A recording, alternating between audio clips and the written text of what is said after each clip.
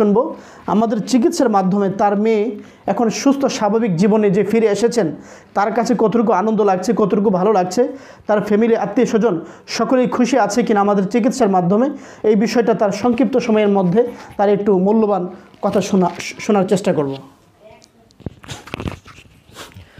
সম্মানিত ভিউয়ার্স, আসসালামু আলাইকুম। আলহামদুলিল্লাহ, আল্লাহর অশেষ মেহেরবানিতে আমার মেয়েকে আল্লাহ সুস্থ করেছে হুজুর উসিলা। আলহামদুলিল্লাহ, আমরা যেই পরিস্থিতিতে ছিলাম আপনারা বিগত 2-3টা ভিডিওতে দেখছিলেন আমার মেয়ের অবস্থাটা। আমরা অনেক অবস্থা, খুব খারাপ অবস্থা ছিলাম।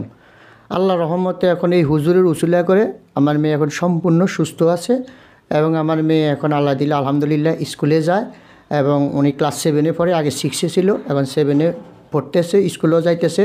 পরিবারের সাথে সবাই মোটামুটি খুব ভদ্র একটা মেয়ে, যেভাবে আচার ব্যবহার, এখন বড় হয়েছে, এখন বাবা মার সাথে সম্মান দিয়ে কথা বলে। আগে যে ধরনের ও সিনকেট করছিল ওর এখন কিছুই মনে নাই, ও এখন কিছুই বলতে পারে না।